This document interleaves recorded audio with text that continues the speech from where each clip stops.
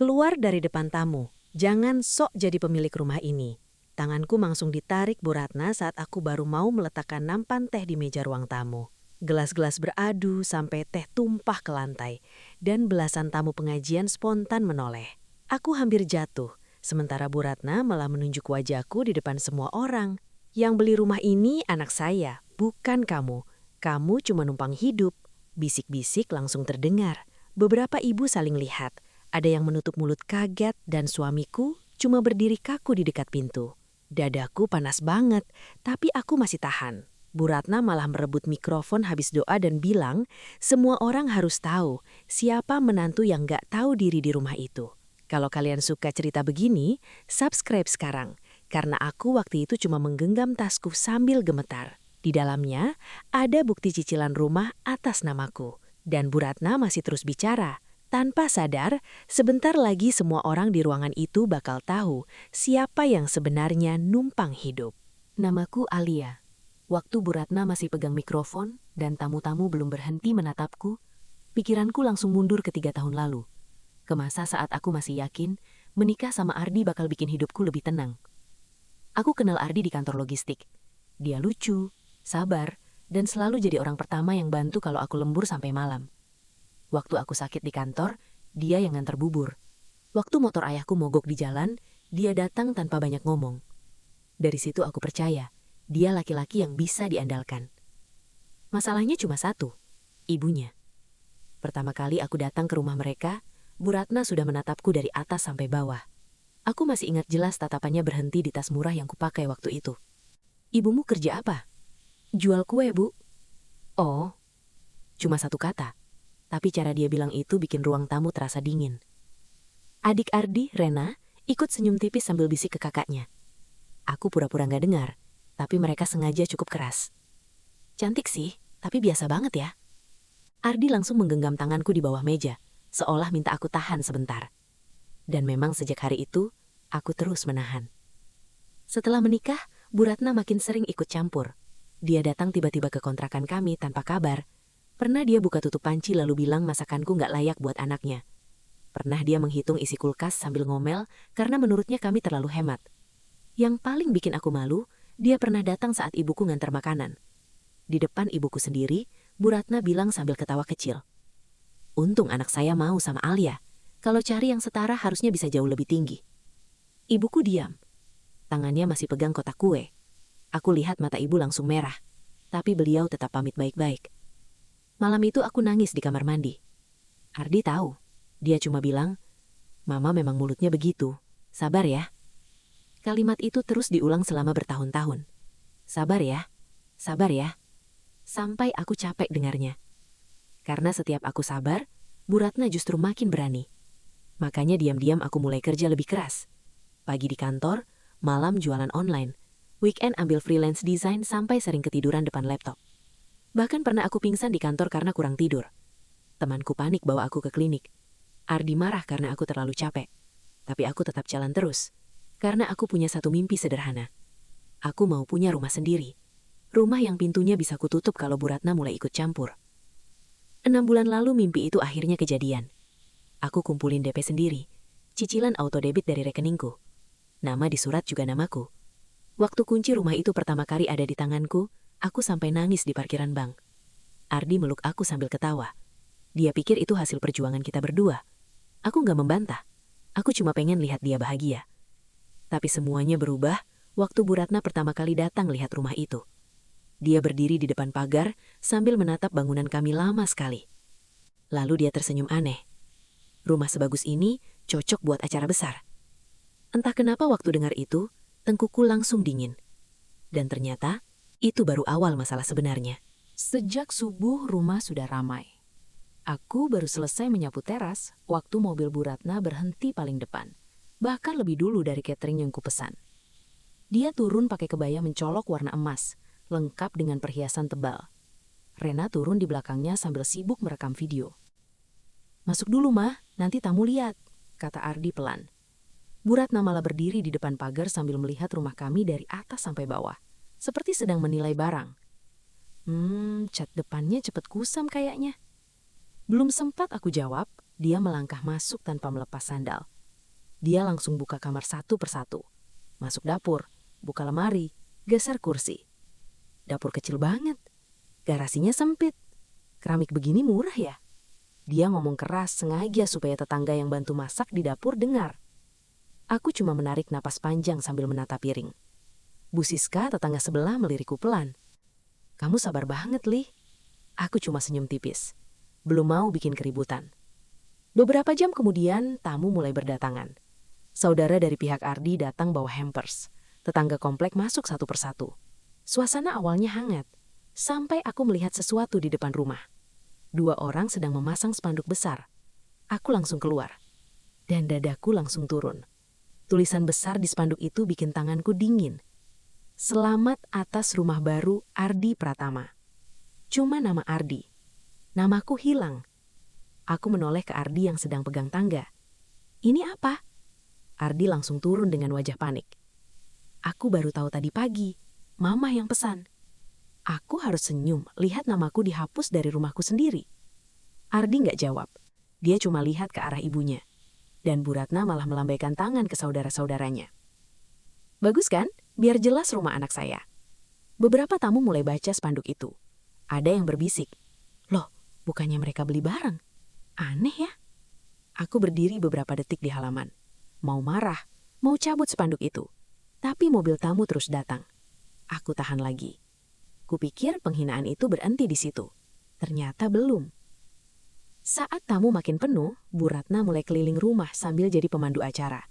Dia menunjukkan ruang tamu sambil tertawa bangga. "Ardi beli rumah ini cash keras loh." Aku langsung menoleh. "Cash? Itu bohong besar." Saudaranya langsung kagum. "Hebat banget Ardi." Lalu Bu Ratna menunjuk aku yang sedang bawa piring dari dapur. "Alia mah enak tinggal nikmatin aja." Beberapa orang tertawa kecil. Tanganku langsung berhenti di udara. Piring di tanganku hampir jatuh. Aku lihat ke arah ayah dan ibuku yang baru datang. Mereka mendengar semuanya. Ayah diam. Ibu menatap lantai. Dan saat itu, Bu Ratna mendekat ke telingaku sambil tetap senyum ke tamu. "Jangan banyak duduk sama keluarga kamu. Hari ini kamu kerja layani tamu." Dia menepuk pundakku pelan, lalu berjalan pergi. Aku berdiri membeku beberapa detik di tengah ruang tamu penuh orang. Lalu dari arah depan rumah, aku melihat seseorang datang membawa sesuatu yang bikin perutku langsung mual. Seorang petugas dekorasi menurunkan mikrofon berdiri besar ke ruang tamu. Dan Bu Ratna terlihat sangat senang. Aku langsung tahu, mikrofon itu bukan buat doa tambahan. Cara Bu Ratna menatap ruang tamu sambil merapikan rambutnya, seperti orang yang sudah menyiapkan sesuatu. Acara pengajian selesai. Ustadz pamit turun dari kursi depan. Orang-orang mulai makan. Suasana sempat sedikit cair. Sendok beradu. Anak-anak kecil lari di teras. Aku pikir mungkin semuanya sudah cukup memalukan untuk hari itu. Aku salah. Saat aku keluar dari dapur bawa baki isi gelas teh baru, Bu Ratna tiba-tiba berdiri dan mengetuk mikrofon. "Tes, tes." Suara cempreng dari speaker bikin semua orang otomatis diam. Beberapa tamu masih setengah mengunyah. Semua kepala menoleh. Aku berhenti di tengah ruang tamu. Bu Ratna tersenyum manis. "Sebelum acara selesai, saya mau cerita sedikit soal perjuangan anak saya." Tamu langsung tepuk tangan kecil. Ardi yang duduk dekat ayahku langsung terlihat tegang. Dia bangkit sedikit seperti mau menghentikan ibunya. Bu Ratna menahan tangannya. "Duduk dulu." Nada suaranya pelan, tapi dingin. Lalu dia mulai bicara tentang Ardi yang katanya kerja siang malam. Katanya Ardi anak paling berbakti. Katanya Ardi berhasil beli rumah tanpa bantuan siapapun. Beberapa saudara mulai memuji. "Hebat banget, masih muda udah punya rumah." Aku masih diam. Tapi lalu Bu Ratna menoleh ke arahku dan senyumnya berubah. Ada juga orang yang hidupnya enak karena numpang keberhasilan orang lain. Ruangan langsung pelan-pelan sunyi. Aku lihat beberapa ibu berhenti makan. Sendok berhenti bergerak. Aku masih berdiri sambil pegang baki. Tanganku mulai sakit karena terlalu kencang menggenggamnya. Bu Ratna melanjutkan. "Menantu saya ini dulu ngejar anak saya duluan." Aku langsung angkat kepala. "Itu gak benar, Bu." Suasana makin tegang. Rena yang duduk dekat depan langsung mengangkat ponselnya dan mulai merekam. Bu Ratna malah tertawa kecil. Loh, malu ya kalau masa lalunya dibuka? Beberapa saudara mulai saling lihat. Ada yang bisik-bisik, ada yang mulai merekam juga. Aku lihat ibuku menunduk sambil meremas ujung jilbabnya. Ayahku menatap lurus ke depan dengan rahang mengeras. Dadaku makin sesak. Aku menoleh ke Ardi. Dia berdiri. Aku benar-benar berharap dia bicara. Minimal bilang ibunya berhenti. Tapi Ardi cuma bilang pelan, "Ma, udah, cukup." Bu Ratna langsung membentak, tanpa mikrofon pun semua orang dengar. "Diam kamu." Ardi langsung mundur. Dan di detik itu, sesuatu di dalam diriku seperti retak. Kupikir selesai sampai di situ. Ternyata Bu Ratna berjalan mendekati ke arahku. Dia berhenti tepat di depanku. Mikrofon masih di tangan. Dia menunjuk wajahku di depan semua orang. "Kalau bukan karena anak saya, kamu masih tinggal di kontrakan sempit sama keluarga miskin kamu." Beberapa tamu langsung tarik napas kaget. Ada yang berbisik pelan, "Ya Allah." Baki di tanganku bergetar keras sampai satu gelas pecah di lantai. Suara pecahannya bikin ruangan makin sunyi. Aku menatap pecahan kaca di lantai. Lalu perlahan jongkok mau membersihkannya. Bu Ratna malah bicara di atas kepalaku. "Lihat, kerjaannya cuma bikin malu." Aku berhenti bergerak. Tanganku gemetar, mataku panas. Tapi aku masih tahan. Karena di samping kakiku, tasku sedikit terbuka dan map coklat di dalamnya mulai terlihat keluar. Bu Ratna belum sadar, tapi ayahku melihat map itu, lalu menatapku pelan sambil mengangguk kecil. Aku nggak buka map itu. Belum. Aku justru berdiri pelan, menyerahkan pecahan gelas ke Bu Siska yang buru-buru bantu bersihin lantai. Lalu aku bilang ke ibuku pelan, "Bu, pulang dulu sama ayah." Ibuku langsung geleng cepat. "Tapi kamu percaya sama Alia?" Ayah menatapku beberapa detik, lalu mengangguk. Mereka pulang dengan wajah hancur, dan itu justru bikin dadaku makin sakit. Satu persatu tamu mulai bubar, tapi mereka pulang sambil bawa cerita. Aku bisa dengar bisikan mereka di teras. "Kasian banget menantunya. Parah sih ibunya Ardi. Tapi katanya rumahnya memang dari Ardi." Kalimat terakhir itu bikin aku sadar, Bu Ratna berhasil bikin orang ragu. Malamnya rumah akhirnya sepi. Aku kira semuanya selesai. Ternyata justru dimulai di situ. Bu Ratna nggak pulang. Rena juga tetap di rumah sambil sibuk main ponsel di sofa. Aku baru selesai membereskan piring saat Bu Ratna memanggil. "Duduk." Nada suaranya datar. Itu malah bikin aku lebih waspada. Di meja ruang tamu sudah ada map biru. Ardi duduk di samping ibunya dengan wajah pucat. Rena tersenyum kecil sambil menyilangkan kaki. Aku belum duduk. "Ada apa?" Bu Ratna mendorong map itu ke arahku. "Baca." Tanganku membuka halaman pertama, dan darahku langsung dingin. Surat hibah rumah. Namaku tertulis di sana. Rumah itu harus dialihkan ke Ardi, malam itu juga. Aku mengangkat kepala pelan. "Ini bercanda." Rena tertawa kecil. "Nggak lucu ya soal aset?" Aku menatap Ardi. Dia langsung menghindari mataku. Bu Ratna menyandarkan tubuhnya santai. "Rumah ini harus atas nama anak saya. Dari awal memang seharusnya begitu. Aku yang bayar cicilan." Kalimatku keluar pelan, tapi jelas. Ruangan langsung hening sebentar. Wajah Bu Ratna berubah dingin. "Jangan bohong di rumah saya." Aku hampir tertawa karena nggak percaya. "Ini rumah saya." Bu Ratna langsung menepuk meja keras sampai gelas bergetar. Rena refleks merekam pakai ponsel. "Jangan pernah ngomong begitu lagi." Ardi akhirnya bicara. "Mah, tenang dulu. Diam." Ardi langsung bungkam lagi. Aku lihat map biru itu. Sudah ada tanda tangan saksi notaris kenalan Bu Ratna. Mereka benar-benar menyiapkan ini, bukan emosi sesaat. Lalu Bu Ratna mencondongkan badan ke arahku. Suaranya pelan banget. Justru itu lebih menyeramkan. "Tanda tangan sekarang, kita selesai baik-baik." Aku menutup map itu perlahan. "Kalau aku nolak?" Bu Ratna tersenyum tipis. Lalu dia menunjuk Ardi. "Besok Ardi keluar dari keluarga ini." Ardi langsung panik. "Mah, jangan. Diam." Lalu Bu Ratna menatapku lagi. "Dan saya pastikan semua keluarga tahu kamu perempuan perusak." Tanganku mulai dingin. Aku lihat Ardi. Aku benar-benar menunggu dia berdiri di pihakku. Sekali saja. Tapi Ardi malah berdekat pelan dan berbisik dengan suara lemah. "Alia, tanda tangan dulu aja. Nanti kita bahas lagi." Aku menatap wajahnya lama. Suara di rumah tiba-tiba hilang. Cuma ada dengung di telingaku. Laki-laki yang selama ini kubela, baru saja menyerahkanku begitu saja. Aku berdiri tanpa bicara. Ambil tasku, masuk kamar, kunci pintu. Di luar, Bu Ratna masih bicara keras. Tunggu 5 menit, kalau nggak keluar, saya buat hidup kamu jauh lebih susah. Lalu terdengar suara notifikasi ponsel Rena berkali-kali dari ruang tamu. Dan entah kenapa, suara itu terasa lebih mengerikan dari ancaman tadi. Aku berdiri membelakangi pintu kamar sambil napas ngos-ngosan. Di luar, Bu Ratna masih mengetuk pintu pakai kuku panjangnya. 5 menit, Alia. Tok, tok, tok. Jangan bikin saya marah. Aku nggak jawab. Tanganku gemetar saat membuka map coklat di dalam tasku. Semua bukti ada di sana. Slip transfer DP, rekening cicilan, surat akad. Semua atas namaku. Lengkap, rapi. Aku duduk di lantai sambil menatap kertas-kertas itu. Harusnya malam itu aku tinggal keluar, lempar semuanya ke meja, selesai. Tapi ponselku tiba-tiba bergetar terus. 1 notifikasi, lalu 5, lalu puluhan. Aku buka layar, dan tubuhku langsung dingin.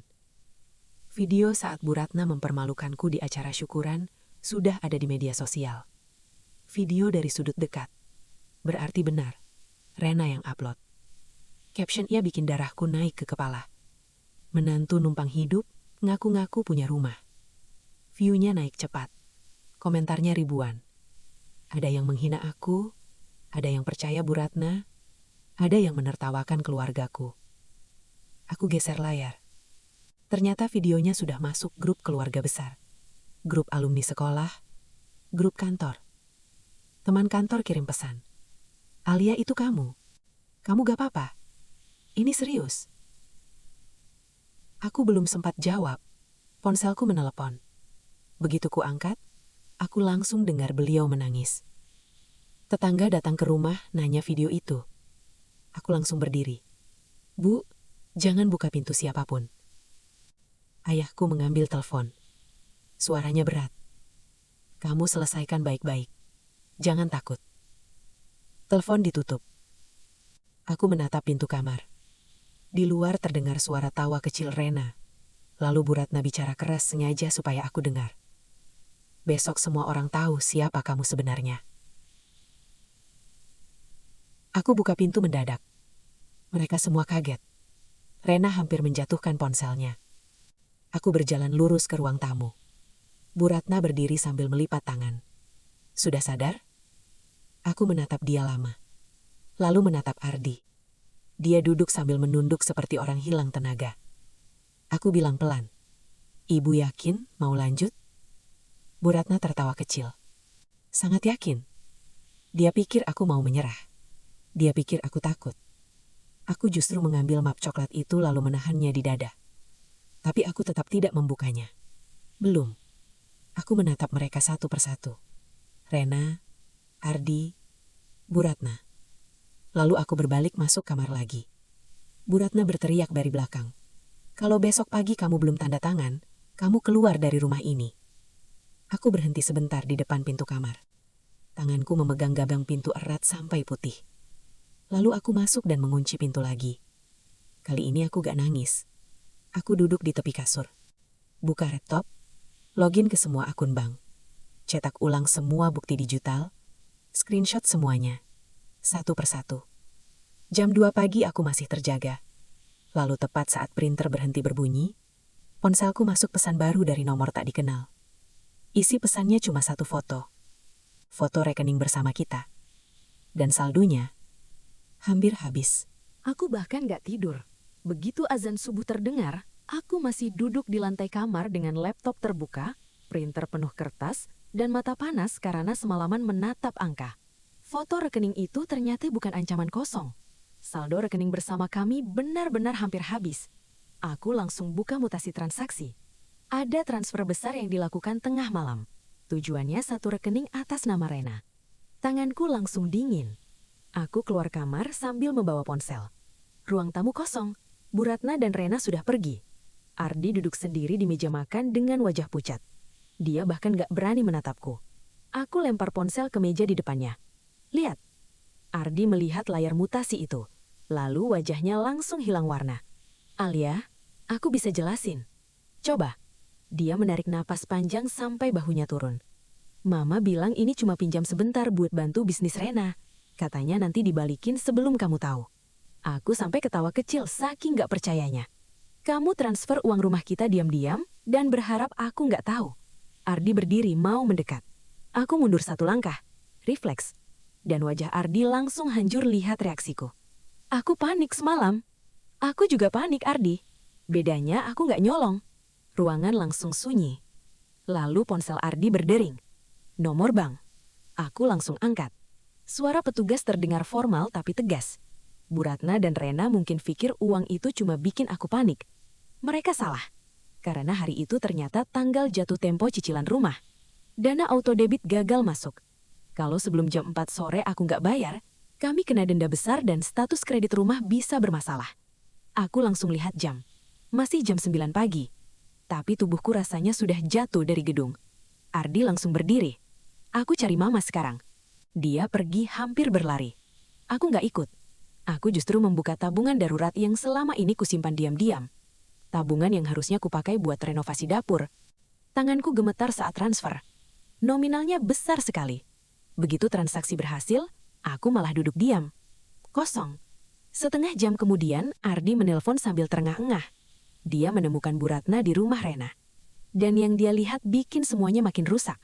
Rena sedang belanja peralatan usaha baru. Bu Ratna tetap merasa dirinya benar. "Masa adik kamu nggak dibantu?" Ardi berteriak di telepon. Aku belum pernah dengar dia semarah itu. Tapi Bu Ratna justru menantang. "Kalau Alia berani lawan saya hancurkan sekalian." Aku berdiri pelan. Air mataku berhenti sendiri. Rasa takut itu tiba-tiba hilang. Yang tersisa cuma dingin. Aku membuka laci, mengambil seluruh bukti.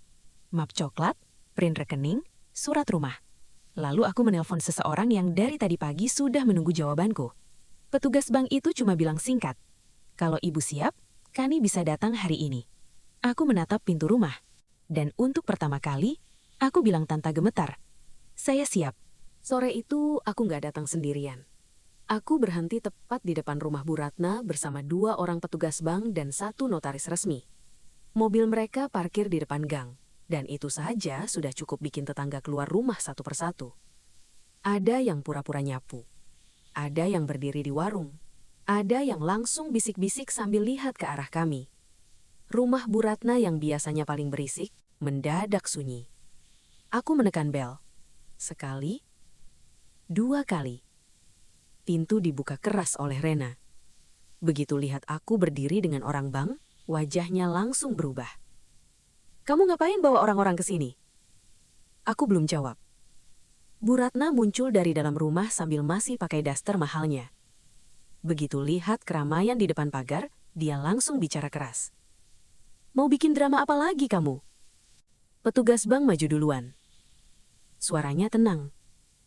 "Kami ingin membahas transaksi tidak sah dari rekening terkait cicilan rumah atas nama Ibu Alia." Kalimat itu bikin tetangga langsung makin mendekat. Aku bisa dengar bisik-bisik kecil. "Loh, atas nama Alia, Kak? Bukannya rumah Ardi?" Wajah Bu Ratna sempat kosong 1 detik. Lalu dia tertawa terlalu keras. "Itu salah, rumah itu milik anak saya." Aku buka map coklat perlahan. Tanganku tenang. Jauh lebih tenang dari yang kubayangkan. Aku keluarkan surat akad dulu.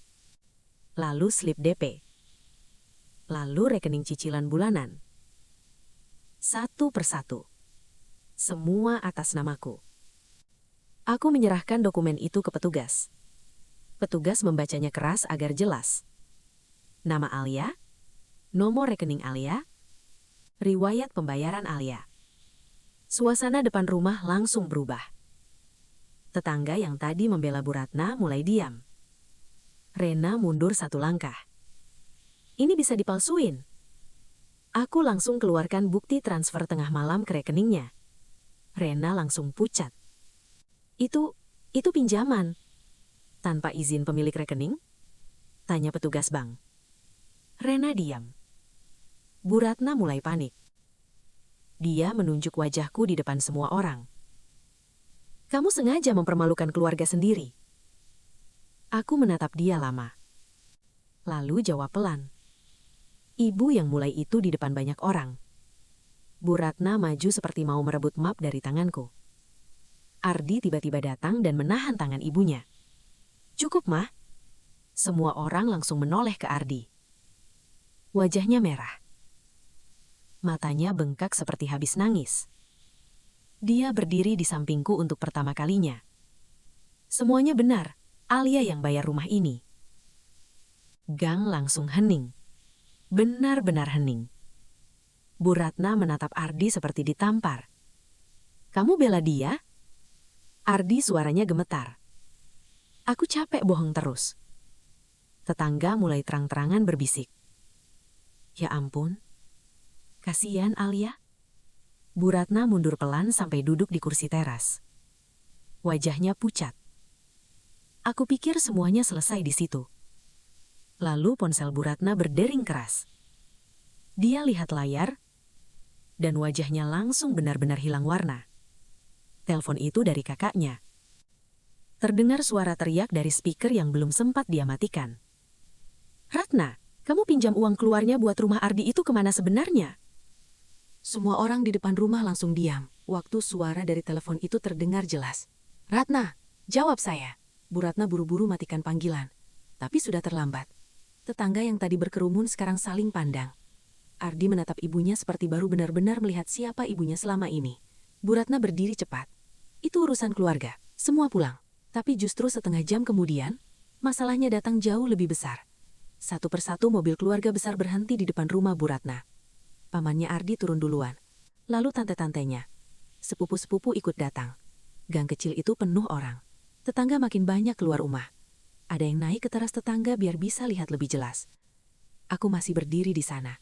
Aku bahkan belum sempat pulang. Begitu kakak tertua Bu Ratna masuk rumah, dia langsung melempar map tagihan ke meja. Mana uang kami? Bu Ratna panik. Mas, bisa dijelasin dulu. Jelaskan apa? Satu tante lain maju sambil menunjuk wajah Bu Ratna. Kamu bilang uang itu buat bantu Ardi beli rumah. Orang berikutnya melempar bukti transfer. Lalu orang lain lagi. Ternyata bukan satu orang, bukan dua. Bu Ratna pinjam uang ke banyak saudara. Nominalnya beda-beda. Ada 5 juta, 20 juta, 50 juta. Kalau dijumlah, ratusan juta. Rena mulai mundur pelan. Wajahnya pucat. Aku lihat dia diam-diam ambil tas, lalu kabur lewat pintu samping. Salah satu sepupunya teriak, Rena kabur. Tapi Rena sudah naik motor ojek online dan pergi. Bu Ratna histeris memanggil namanya. Rena, Rena. Gak ada yang peduli lagi. Saudara-saudaranya sekarang tahu uang mereka dipakai buat bisnis Rena yang gagal, dan nama Ardi dipakai buat bohong. Ardi duduk di sofa sambil menutup wajah. Benar-benar hancur. Lalu satu kejadian lagi bikin semuanya makin sunyi. Sepupu Ardi memutar video dari ponselnya ke TV ruang tamu. Video saat syukuran rumah. Video ketika Bu Ratna menghina aku. Suara Bu Ratna memenuhi ruangan. Kalau bukan karena anak saya, kamu masih tinggal di kontrakan sempit sama keluarga miskin kamu. Ruangan langsung beku. Semua orang menoleh ke arahku, lalu ke arah ayahku yang ternyata baru datang bersama ibuku. Aku bahkan gak tahu sejak kapan mereka berdiri di pintu. Ibuku terlihat menahan tangis. Ayahku berjalan pelan ke tengah ruangan. Semua orang otomatis memberi jalan. Beliau hanya mengeluarkan amplop tua dari tas kecilnya. Dia buka pelan. Isinya kwitansi biaya kuliahku, tabungan pendidikan, catatan jual motor lamanya, dan bukti transfer pertama saat aku bayar DP rumah. Ayah menaruh semuanya di meja. Kami memang gak kaya, Bu. Tapi kami gak pernah makan dari uang orang lain. Bu Ratna langsung terduduk di lantai. Tangannya gemetar. Wajahnya kosong. Kupikir itu titik terendahnya. Lalu dari luar rumah terdengar teriakan tetangga. Bu Ratna, lihat berita lokal. Ternyata video baru mulai menyebar lagi. Dan kali ini, isinya jauh lebih menghancurkan. Semua orang langsung keluar rumah setelah dengar teriakan itu. Gang penuh lagi. Tetangga berdesakan sambil pegang ponsel masing-masing. Ada yang naik motor cuma buat lihat lebih dekat. Ada yang berdiri di pagar sambil saling tunjuk layar. Aku ikut keluar pelan. Bu Siska mendekat sambil menunjukkan ponselnya dengan tangan gemetar. Lih, ini kamu lihat. Di layar ada live siaran dari akun lokal kota. Bukan video editan random seperti yang kupikir. Ternyata, salah satu tamu syukuran kemarin merekam dari awal sampai akhir. Video lengkap. Saat Bu Ratna merebut mikrofon. Saat dia menghina orang tuaku. Saat gelas pecah. Sampai potongan video sore tadi waktu petugas bank datang ke rumahnya. Entah siapa yang menggabungkan semuanya, tapi kali ini bukti terlalu jelas buat dibantah. Komentarnya bergerak cepat. Kasihan istrinya. Ibunya keterlaluan. Anaknya pengecut. Adiknya penipu. Wajah Bu Ratna langsung berubah kacau. Dia mencoba merebut ponsel Bu Siska. Matikan itu. Bu Siska refleks mundur. Loh, ini bukan saya yang upload, Bu. Orang-orang malah makin banyak menonton. Ketua pengajian yang kemarin hadir di rumahku datang sambil wajah dingin. Beliau menatap Bu Ratna lama. Waktu acara kemarin, saya kira ada salah paham. Beliau menarik napas. Ternyata, ibu sengaja mempermalukan menantu sendiri di depan jamaah. Ibu-ibu yang biasanya dekat dengan Bu Ratna langsung saling pandang. Salah satu dari mereka melepas tas arisan dari bahunya. Mulai bulan depan, nama ibu kami keluarkan dulu. Bu Ratna seperti kehilangan tulang di tubuhnya. Dia berpegangan ke pagar. Belum sempat dia bicara, sebuah mobil pick-up berhenti mendadak di depan rumah. 2 pria turun sambil membawa berkas. Mbak Maena ada? Semua orang menoleh. Salah satu pria bicara keras karena emosi. Toko dia ambil barang banyak, pembayaran kosong semua. Wajah Bu Ratna langsung pucat. Rena nggak ada di sini. Pria itu menunjuk rumah. Kami sudah cari dari pagi. Saudara-saudara Ardi makin ribut. Tetangga makin ramai. Nama keluarga mereka benar-benar jatuh di depan semua orang. Dan di tengah semua kekacauan itu, Ardi datang. Sendirian. Bajunya kusut. Matanya merah. Dia berjalan menembus kerumunan sambil menatap ibunya, lalu menatapku. Alia, ayo pulang. Aku diam. Dia menelan ludah keras. Aku keluar dari rumah mama. Bu Ratna langsung histeris. Ardi! Ardi menoleh. Untuk pertama kalinya, suaranya keras. Cukup, Mah. Gang langsung sunyi lagi. Aku diam waktu Alia dihina. Aku diam waktu uangnya diambil. Aku diam waktu keluarganya dipermalukan. Dia menangis sambil menggeleng sendiri. Semua rusak karena aku pengecut. Aku lihat beberapa tetangga yang dulu suka memuji keluarga mereka, sekarang cuma dia menonton. Ardi lalu berlutut di depanku. Orang-orang langsung menahan napas. Alia, kalau kamu nggak bisa maafin aku ngerti. Suaranya pecah. Tapi hari ini aku nggak akan diam lagi. Air mataku sempat naik. Tapi aku tahan. Aku menatap dia lama. Lalu bilang pelan. Yang bikin semua ini besar bukan cuma ibumu.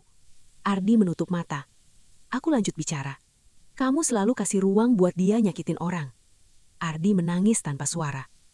Aku mundur 1 langkah, lalu berjalan melewati kerumunan. Semua orang otomatis kasih jalan. Saat aku hampir sampai mobil, ponselku berdering. Nomor tak dikenal. Begitu ku angkat, suara perempuan di sana bikin langkahku berhenti. Mbak Alia, itu Rena. Dan suaranya terdengar panik sekali. Aku ada di kantor polisi. Aku langsung berhenti di parkiran kantor polisi dengan dada naik turun. Ardi yang menyusul di belakangku juga terlihat syok. Rena duduk di kursi tunggu dengan wajah hancur. Maskaranya luntur. Tangannya gemetar. Di depannya ada 2 supplier yang tadi datang ke rumah Bu Ratna. Ternyata Rena ditahan setelah mencoba menjual lagi barang yang belum dia bayar. Begitu lihat Bu Ratna datang belakangan sambil terengah-engah, Rena langsung menangis histeris. Mah, tolong aku. Tapi Bu Ratna justru dia membeku. Dia melihat anak perempuannya diborgol sementara petugas meminta penjelasan soal pembayaran palsu. Semua kebohongan yang selama ini dia tutupi, jatuh di depan matanya sendiri. Ardi menandatangani beberapa berkas sebagai saksi. Aku hanya berdiri jauh. Aku sudah terlalu lelah. Beberapa jam kemudian masalah Rena selesai sementara karena keluarga sepakat melunasi tagihan agar kasusnya tidak lanjut. Tapi harga yang mereka bayar jauh lebih besar dari uang. Nama mereka hancur. Keluarga besar menjauh. Tetangga berhenti menghormati Bu Ratna seperti dulu. Dan seminggu kemudian, bel rumahku berbunyi. Aku buka pintu.